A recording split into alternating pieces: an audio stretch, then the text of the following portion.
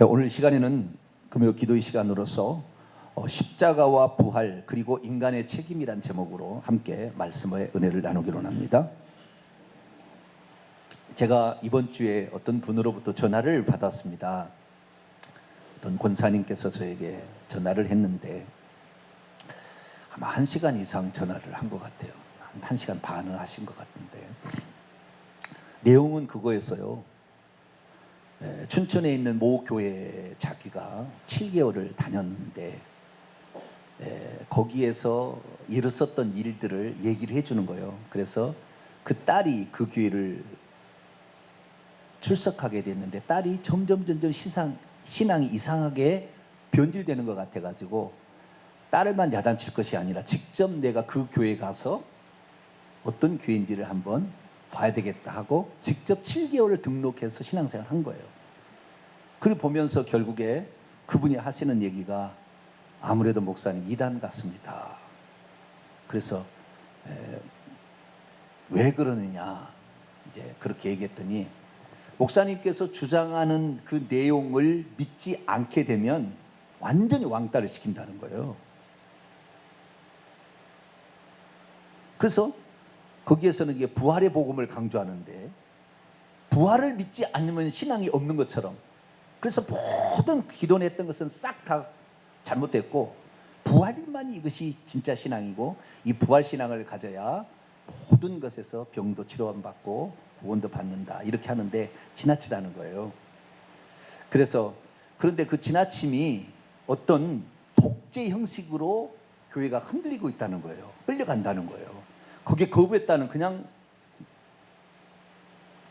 나가 떨어지고 규정적인 어떤 생활을 정해놓고 거기를 합당하게 하지 않으면 엄청나게 야단을 치고 된다는 거예요. 그래서 뭐 방법에 있어서는 상당히 율법주의적인 모습이 또 들어갈 수도 있잖아요. 그렇게 됐는데 어쨌든 현재의 모습이 그렇다고 하면서 저한테 바른 진리를 좀 전해달라는데 제가 뭐 아는 것이 별로 없어서 거기에 대해서 말은 하지 못하겠고, 그러나 성경적인 가르침이 뭔가를 내가 그래서 고민을 좀 해봤습니다. 그래서 오늘은 성경적인 고민, 우리가 무엇을 붙잡고 신앙생활 할 것인가에 관한, 십자가를 붙잡을 것인가 부활을 붙잡을 것인가, 이 부분에 관하여 성경의 가르침을 잠깐 나누려고 합니다. 우리는 춘천에 있는 모 교회의 부활 복음이라는 이 복음을 듣기 전까지는 십자가 복음을 많이 강조했죠. 왜냐하면 우리의 죄를 속량하기 위해서 예수님께서 십자가를 지셨다라는 거죠. 십자가를 지었다는 것은 십자가를 졌다는 의미가 아니고 십자가의 희생을 치렀다는 거잖아요. 그 십자가의 희생의 끝은 죽음입니다. 시작은 고난이요, 냉대, 조소, 핍박이었지만 결국에 죽는 거예요. 그 어떻게 죽냐면 피 흘려 죽어야 돼요. 왜냐하면 히브리서 9장 22절에 피 흘림이 없은즉 사함, 인류의 죄를 속하기 위한 속죄의 방법은 피 흘려 죽는 거예요. 그런데 동물의 희생 제사는 그 죄 때 그 죄만 딱 용서받고 또 지려면 또 희생 제사를 또 드려야 되는 거예요. 그러나 예수님은 영원히 살아계시기 때문에 단번의 제사로 완전한 속죄를 이룰 수 있기 때문에 예수 그리스도께 회개만 하기만 하면 우리의 죄가 용서를 되는 거죠. 그래서 우리는 십자가 복음을 강조해 왔는데 그 교회 목사님은 부활을 강조했죠. 그 교회 목사님의 장점은 그 부활을 강조하면서 예수님의 하나님 되심, 전능자이심을 강조했다는 측면은 대단히 파격적이었고 그리고 온전한 것이었습니다. 왜냐하면 마태복음 16장 16절에 예수 그리스도 주는 그리스도시요 살아계신 하나님의 아들이다. 우리의 속죄는 하나님의 아들과 그리스도이신 그분으로 말미암아 이루어지지만 그분이 죽고 부활한 다음에는 요한복음 20장 28절에 도마의 신앙 고백에 나의 주시면 나의 하나님, 주 하나님, 그분이 예수님이 주 하나님, 하나님의 아들 메시아에서 주 하나님으로 이렇게 바뀌어가잖아요. 그래서 우리는 이 네 가지를 다 가지고 있어야 되는데 주 하나님, 예수님이 주님이요 하나님이라는 측면, 전능자라는, 요한계시록은 주 하나님이 가라사대 나는 알파와 오메가요, 이제도 있었고 전에도 있고 장차 오실 자요 전능한 자라. 요한계시록 1장 8절에 그렇게 얘기하기 때문에 그 주 하나님이 예수님이라는 사실을 드러낸 것에 대해서는 대단히 잘한 거죠. 그런데 이것이 이 예수님이 하나님이심에 대한 증거의 가장 확실한 것이 부활이다라고 얘기를 함으로 십자가의 희생에서 끝나지 말고 부활하신 예수 그리스도를 붙잡고 그분을 나의 주님으로 모시게 되면 우리의 삶이 완전히 달라진다, 그렇게 얘기를 했어요. 여기까지는 문제가 없어요. 이 문제가 있는 것이 아닙니다. 그런데 가르치는 사람은 그렇게 가르치지만 배우는 사람은 어떻게 알아듣느냐면 어떤 것을 강조하게 되면 이렇게 되는 거예요. 십자가 알고 있어서는 구원 못 받는다, 부활을 알아야 구원을 받는다, 그런 식으로 이해를 하는 거예요. 아시겠죠? 말은 그렇게 하지 않아요. 그런데 듣는 사람이 그렇게 듣는 거죠. 그러다 보면 십자가만, 부활에 대해서 잘 모른다 이렇게 되면은 당신 신앙이 없는 것처럼 이렇게 생각한다고. 우리의 구원을 얻는 문제는, 우리의 구원은 속죄의 문제잖아요. 죄사함의 문제인데 이 죄사함의 문제는 예수 그리스도의 십자가의 희생, 속죄의 피를 통하여 우리의 죄를 용서받기 때문에 십자가가 매우 중요합니다. 그러면 부활은 뭐냐? 예수님께서 십자가의 희생을 치른 것이 합당했느냐에 대한 표시죠. 만약에 예수님이 십자가 희생을 치렀는데 예수님이 다시 살아나지 못했으면 자기의 죄가 있어서 죽었는지 우리의 죄를 대신해서 죽었는지 알 수 있는 방법이 없어요. 예수님이 다시 살아났다, 죄가 있으면 살아날 수 있어요, 없어요? 못 살아나죠. 우리의 죄를 대신해서 세례 요한의 안수, 인류의 대표자인 세례 요한의 안수를 통해서 죄를 전가받아서 세상 죄를 지고 하는 하나님의 어린 양으로 부름을 받으신 그분이 십자가에서 희생해 대신 제사를 드려서 우리의 죄를 없애주셨기 때문에 자기의 죄로 죽지 아니하고 우리의 죄를 대신해 죽었어요. 자기는 죄가 없기 때문에 죽을 수 없는 분이 우리를 죄를 대신해서 대신 죽었고, 그렇으나 그분이 자신의 죄로 죽지 않았다는 가장 확실한 표적은 부활이다 이 말이에요. 할렐루야. 그래서 이 부활이라는 것은, 그래서 사도 바울은 고린도 15장에 이 부활이 없으면 너희 믿음도 헛되고 가장 불쌍한 자로다, 미친 것들아, 이렇게 한다는 거예요. 세상 사람이. 이 부활이 없으면, 그리스도가 부활하지 않았으면 우리도 부활도 없을 것이고 우리의 미래가 뭐가 있겠느냐 이거죠. 그래서 이 부활은 그리스도께서 우리의 속죄 사역을 완성해서 하나님이 그 제사를 온전히 받으셨음에 대한 가장 확실한 표적, 할렐루야. 그것이 이 부활인 거죠. 이게 부활할 수도 있고 안 할 수도 있는 거예요. 그것은 요한복음 10장 18절에 하면 예수님께서 아버지로부터 나는 목숨을 버릴 권세도 받았고 다시 얻을 권세도 받았다라는 말씀 속에 나와요. 안 살아나도 문제는 없는 거예요. 예수님은 인류의 죄를 속한 것은 문제가 없죠. 그러나 우리를 위하여 살아나셨어요. 우리를 위하여 살아나셨어요. 그러니까 이럴 수가 있어요. 가정해 보겠습니다. 예수 그리스도께서 십자가의 대속의 죽음을 죽으셨죠. 그리고 그 죄값을 다 지불하셨다고 칩시다. 그래서 그분이 하늘로 올라갔어요. 그런데 우리가 그 장면을 전혀 눈으로 보지 않았다고 한다면 그분이 하늘로 올라가 있는지 어디 있는지 어떻게 알겠냐 이 말이에요. 모른다 이 말이죠. 그렇기 때문에 예수님은 다시 살아나셔서 보이심으로 봐라, 내 죄로 죽었다면 내가 살아날 수 있겠니? 라고 보여준 거죠. 12번 이상을 보여줬어요. 이 사복음서 읽어보면 12번 이상을 보여주시고, 그리고 감람산에서 500의 형제가 보이는 데서 올라가셨다 이 말이에요. 그래서 이 부활이라는 것은 예수 그리스도의 속죄 사역의 완성의 표시로서 중요한 의미가 있는 거예요. 할렐루야. 네, 그런 의미가 있는 것이고, 또 하나 중요한 의미가 있는데 이 또 하나 중요한 의미를 우리가 제대로 알아들어야 돼요. 그런데 부활 강조하게 된다고 한다면 이 예수 그리스도의 부활을 꼭 자기의 구원하고 이코를 시켜버리려고 그래요. 부활신앙 강조하게 되면 꼭 이런 거하고 똑같아요. 과거에 우리가 예수 그리스도께서 속죄가 우리의 구원이다, 이거하고 똑같은 것으로 취급하려고 하는 경향이 있어요. 이것이 구원파 쪽으로 가는 거예요. 무슨 말이냐면 예수 그리스도께서 십자가에서 속죄하신 것은 우리의 죄를 속량하시기 위한 근거를 마련하신 것이지, 예수 그리스도께서 십자가에서 희생한 사실 자체가 우리에게 구원을 주는 건 아니에요. 아시겠죠? 우리에게 구원을 가져다 준 근거를 마련하는 것이고, 우리가 회개함으로, 자백함으로 그 피가 우리에게 적용되어서 우리의 죄를 용서받게 하는 거지요. 그러니까 예수 그리스도의 속죄가 우리의 구원은 아니에요. 우리의 구원을 위한 전제 조건이죠. 그것을 예수님이 이루신 겁니다. 자, 그럼 부활도 마찬가지란 거예요. 부활 자체가 우리를 구원을 주는 것이 아니라 이 부활로 말미암아 우리가 해야 될 인간의 책임이 있는 거예요. 자, 속죄가 있는데 예수님의 속죄는 완전한 속죄고 단번에 완전한 제사로 모든 인류의 죄를 속할 만한 능력이 있어요. 그러나 인간의 책임은 뭐냐? 우리의 죄를 회개함으로 그 피가 우리에 적용되게 만든다 이 말이에요. 우리의 책임이 있는 거예요. 아시겠죠?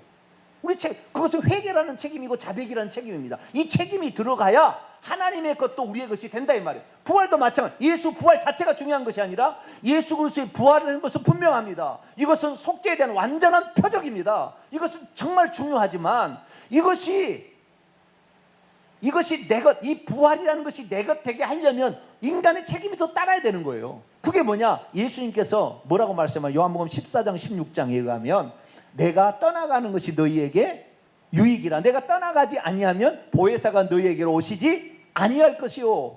내가 너희를 고아와 같이 버려두지 아니하고 다시 오리라. 아까는 요한복음 16장이고 요한복음 14장이 나와요. 그래서 내가 고아와 같이 다시 오리라 그렇게 얘기했단 말이에요. 그래서 성령을 다시 보내주신 것이 부활의 두 번째 목적입니다. 부활의 첫 번째 목적은 우리의 죄가 완전히 속죄받았고 그분이 당신의 죄로 죽지 않냐 우리 죄를 대신해서 죽었다는 것이기 때문에 살아날 수 있었죠. 그래서 우리의 죄가 속량받았다는 첫 번째 증거가 부활이고, 또 하나는 뭐냐면 그분이 하늘에 올라가서 성령을 우리에게 보내주시는데 요한계시록 5장 6절에 하면은 어린 양의 7눈으로 이 세상에 보내심을 받은 하나님의 7영이 성령이에요. 그러니까 예수님의 또 다른 자기 자신입니다. 내가 고아와 같이 벌어주냐가 다시 오리라. 그래서 보혜사 성령은 예수님의 또 다른 오심이에요. 육체를 가지고 있으면 제자들과 그 앞에 사람은 혜택을 받아. 그 사람은 병 고침 받고. 그러나 예수님께서 돌아가셔서 하늘로 가셔서 그의 영을 보내주심으로 무소부지하신 모든 영이 동시에 존재해서 모든 사람의 회개를 받고 그들의 자백을 통해서 속죄를 주고 모든 사람이 혜택을 줄 수 있다는 말이에요. 그래서 예수 그리스도께서 부활하신 것은 승천을 위한 것이고, 승천은 뭐냐? 성령의 오심을 위한 거예요. 성령의 오심은 뭐냐? 우리가 이 보혜사 성령을 통하여 얻을 수 있는 수많은 혜택들을 위하여 예수님은 부활하시고 승천하시고 성령으로 오신 줄로 믿습니다. 그러니까 그러면 우리의 책임은 뭐냐? 우리의 책임은 성령으로 우리에게 오신 예수님을 믿고 의지하고 따라가야 되겠죠. 우리 책임이 있어야 되는 거예요. 부활 자체가 우리를 구원주고, 부활 자체가 우리를 이 무슨 우울증에서 해결시켜주고, 부활 자체가 공황장애에서 우리를 해결시키는 게 아니라 그 부활로 말미암아 성령으로 오신 그 예수, 성령의 인도를 따라가야 되고, 성령의 인도는 다른 게 아니에요. 그분이 하신 말씀, 요한복음 15장 26절 14장 20절은 예수님이 누군지를 생각나게 하고 예수님이 누군지를 증거해 준다고 했잖아요. 그렇기 때문에 예수 그리스도께서 하신 말씀, 예수님 누군지를 가르쳐 준다 이거죠. 예수님 누군지를 믿고 예수 그리스도께서 하신 말씀을 실행해야 되는 거죠. 아시겠죠? 그래서 그 성령의 인도를 따라간다는 것은 곧 예수님의 말씀을 따라간다는 거예요.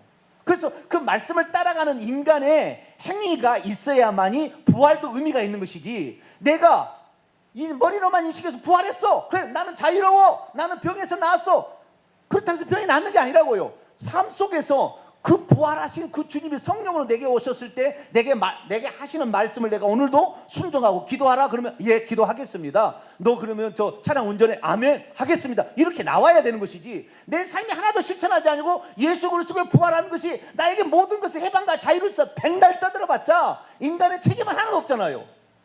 그것은 효력이 없다는 거예요. 그러니까 이것은 어쩌면 세뇌가 되는 것이고, 어쩌면은 북한처럼 북한의 주체 사상을 세뇌시켜 가지고, 북한에서 그러잖아요. 세상에서 가장 행복한 나라가 어느 나라요? 모르시죠?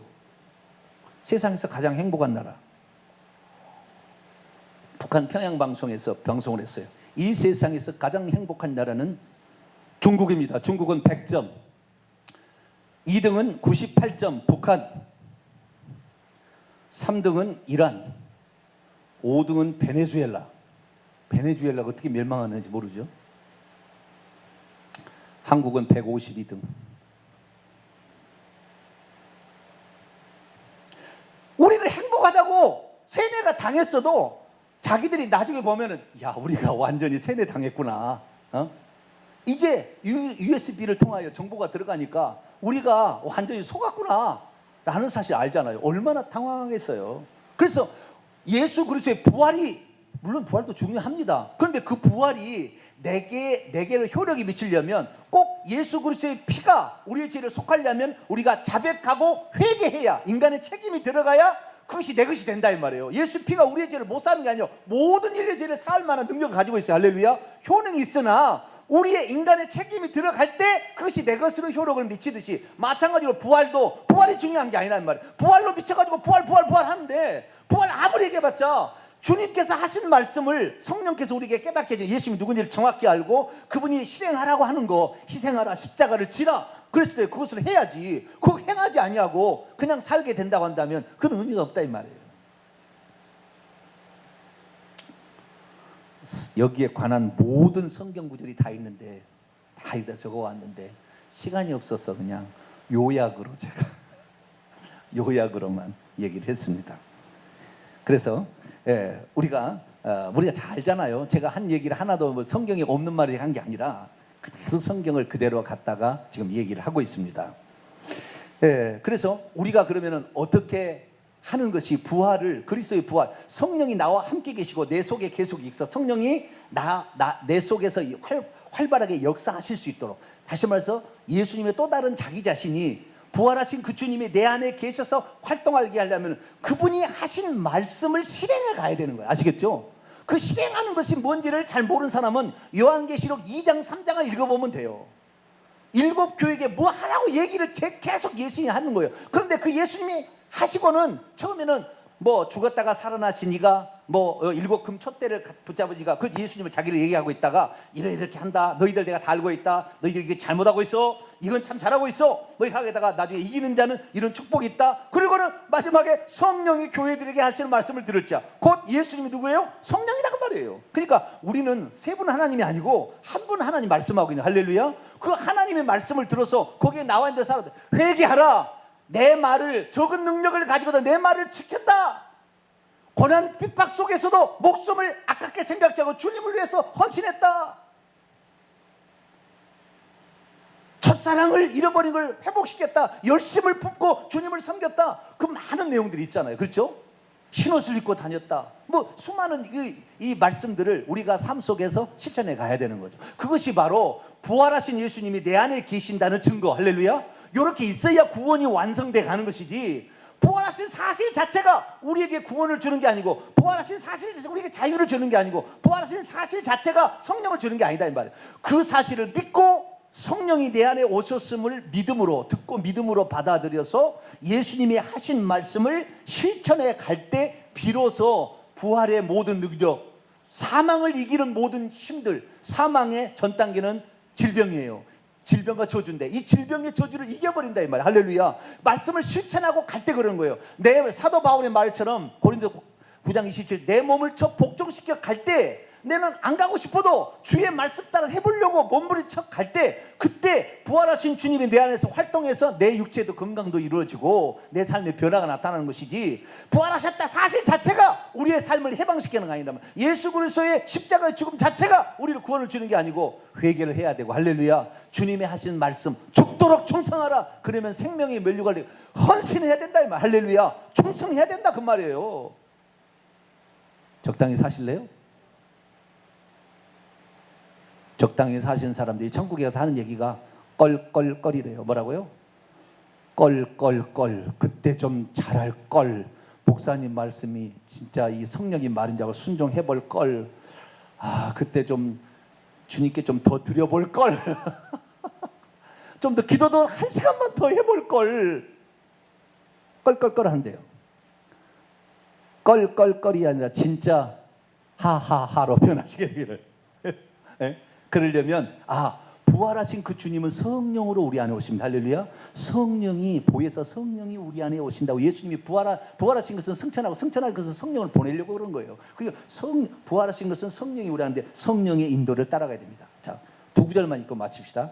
로마서 8장.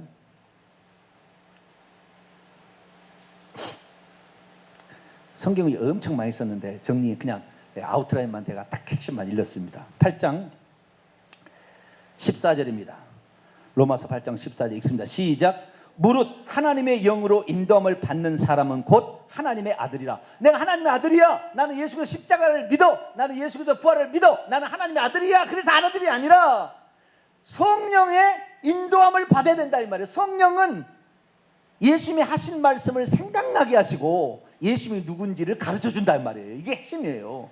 예수님이 누군지를 배웠으면 예수님이 하신 말씀, 서로 사랑하라, 십자가를 지라, 네 것을 가난한 자에게 팔아서 네 것을 주라. 그렇게 순종해야 된다 이 말. 할렐루야. 순종했을 때 비로소 보혜사 성령이 우리 안에 계시는 것이고 떠나지 않고 우리 안에 계시는 것이고, 그렇게 된 사람이 결국에 부활의 능력으로, 예수님의 능력으로 귀신, 질병, 사망까지 다 이긴다 이 말이에요. 할렐루야. 우리 성도들은 그래서 인간의 책임, 하나님이 하신 일이 있고 우리 인간이 해야 될 것은 회개, 자백, 순종, 이것이 꼭 따라야 된다는 거 아시고 이렇게 해나가게 되기를 간절히 바랍니다. 기도하겠습니다. 거룩하신 하나님, 감사합니다. 오늘 우리가 예수 그리스도의 십자가의 부활, 이것이